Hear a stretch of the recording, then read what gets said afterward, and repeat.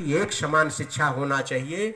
मोदी जी जो इस देश के प्रधानमंत्री हैं वो कहते हैं वन नेशन वन टैक्स, एक देश तो एक कर होना चाहिए, एक देश है तो एक प्रकार का कर व्यवस्था होना चाहिए।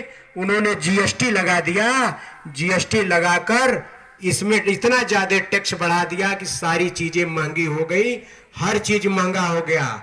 गेहूं चावल से नमक सस्ता हुआ करता था, आज नमक गेहूं चावल से महंगा हो गया। यह इस देश की टैक्स व्यवस्था है। तो जन अधिकार पार्टी के नेता कार्यकर्ता यह कहते हैं एक समान शिक्षा व्यवस्था करो, वन नेशन तो वन एजुकेशन क्यों नहीं। हम पूछना चाहते हैं इस मंच के माध्यम से प्रधानमंत्री से कि आप वन नेशन वन टैक्स करते हो तो वन नेशन वन एजुकेशन क्यों नहीं, एक देश तो एक समान शिक्षा क्यों नहीं। क्योंकि शिक्षा बदलावकारी है, शिक्षा जो हमारे आगे बढ़ने का रास्ता है, शिक्षा हमारे प्रेरणा का रास्ता है, आत्मसम्मान का रास्ता है, हमारे हक और अधिकार का रास्ता है, हमारे हक हिस्सेदारी के समझने का रास्ता है, हक हिस्सेदारी को लेने का रास्ता है शिक्षा। और ऐसी शिक्षा को यह सरकार निजीकरण करना चाहती है।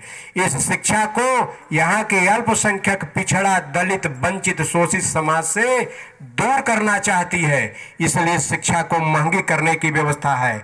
हमारी मुख्य अतिथि इंदु कुशवाहा जी ने कहा कि एक बेटी ऐसी मिली, आज इस 75 साल के देश की आज़ादी में भी उसको शिक्षा की व्यवस्था नहीं मिल पा रही है। अपनी पारिवारिक, घरेलू, आर्थिक परिस्थितियों के कारण कह रही है कि मैं पढ़ नहीं पाती, मेरे यहाँ कोई सोर्स नहीं है, मेरे यहाँ गरीबी है, मैं शिक्षा नहीं ग्रहण कर सकती।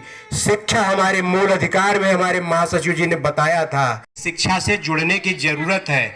यह बात हमारे महापुरुषों महात्मा ज्योतिबा फूले ने कही थी, माता सावित्रीबाई फूले ने कहा था, फातिमा शेख जी ने कहा था, गौतम बुद्ध ने इस बात को कहा था कि शिक्षा ही हमारे विकास का मूल है, शिक्षा ही हमारे आगे बढ़ने का रास्ता है, शिक्षा ही हमारे परिवर्तन का रास्ता है।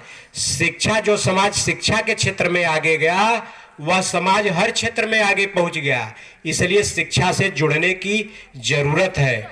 आज शिक्षा पर लेकर हम जिस झंडे के नीचे माननीय बाबू सिंह कुशवाहा जन अधिकार पार्टी के बैनर के तले आज माता सावित्रीबाई फूले की जयंती मना रहे हैं, यह जन अधिकार पार्टी का कहना है सबकी शिक्षा एक समान, गरीब हो या हो धनवान, राष्ट्रपति हो या भंगी की संतान, सबकी शिक्षा एक समान होनी चाहिए। आज 75 साल देश को आजाद हुए हो गया, बड़े दुर्भाग्य की बात है कि आज भी एक समान शिक्षा इस आजाद देश में नहीं मिलती। वह सरकार यह व्यवस्था नहीं देती जिसको हम लोग चुनने का काम करते हैं, जिसको चुन के भेजते हैं। अपनी चुनी हुई सरकार एक समान शिक्षा इस देश में लागू नहीं करी। इस देश में 3 तरह की शिक्षा व्यवस्था है, एक तो सीबीएसई बोर्ड की शिक्षा व्यवस्था है, एक आईसीएसई बोर्ड की शिक्षा व्यवस्था है, एक यूपी बोर्ड की शिक्षा व्यवस्था है। मतलब यह हो गया कि एक आदमी को कहा जाए कि